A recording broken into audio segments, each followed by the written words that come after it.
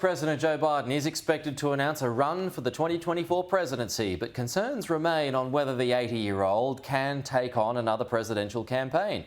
Joining us now, the Dean of Global Futures and Political Analyst at Curtin, Joe Siracusa. Joe, so this is all expected to happen and be rubber-stamped this week, Tuesday, Wednesday. I guess once Trump signified his intentions, that was going to clear the road for Biden to do the same. So here we go again then. Yes, we do. Most Australians must think these races go on, for 4 years before the actual election. In many ways, they do. President Biden has some problems. Democrats who were recently polled by Reuters say that 45% don't want to see him run again. Only 46 or 47% do want to see him run again. And his age is going to be a serious problem here. And, and Trump's his age, too, puts him in difficulty. So they're both going to need, Pete, very good vice presidents, people who can step in, people who are acceptable. Kamala Harris is not really acceptable, and we have no idea who Donald Trump is. But keep in mind, the president of the United States is going to have very different issues this time around as campaign issues.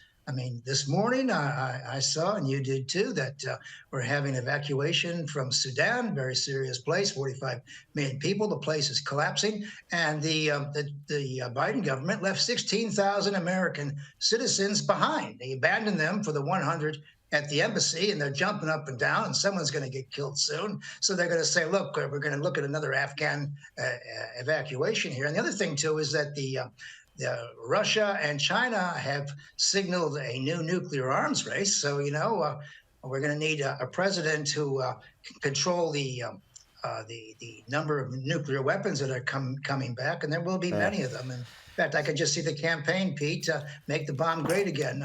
So we're going to need somebody who's a statesman and somebody who can seem to be rescuing Americans. And I was very disturbed by his administration's response to the Americans in Sudan. He just said, duck for cover. We can't do anything for you right now. That's not very American, Pete. Well, so how inspiring do you think Trump-Biden Mark II is going to be?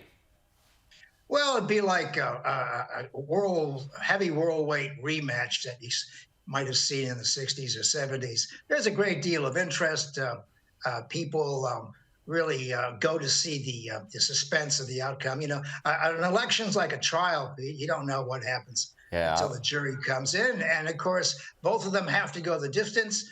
President Trump may be in jail by the time the vote is taken, and Biden may be on the back foot. Neither one of them looks like the prime candidate you might expect. And as I like to say everywhere, where's everybody else who would like to run?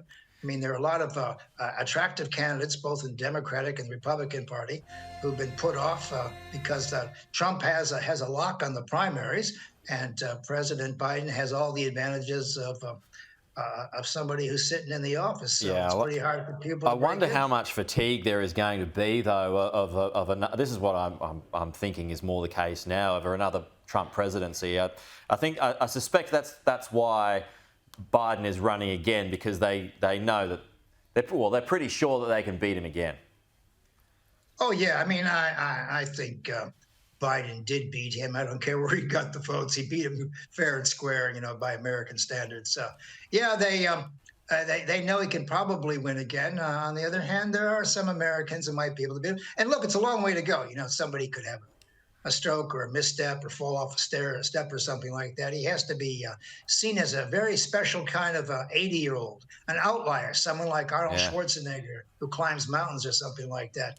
But he doesn't inspire that in most people. And of course, the odds are right now that he might beat President Trump. On the other hand, Pete, and you and I both know this, it's a sucker bet to bet against Donald Trump. this guy has got more lives than Felix the cat. So I'd say if he gets into the final rounds with him, it's going to be 50-50 again. I think Ron DeSantis, I think he might be, with all that said, he might be wise just to sit that one out, because if Biden wins, then he would be a lock for the next presidency in 4 years, well, 6 years from now. Anyway, we'll leave that there, Joe. Appreciate it.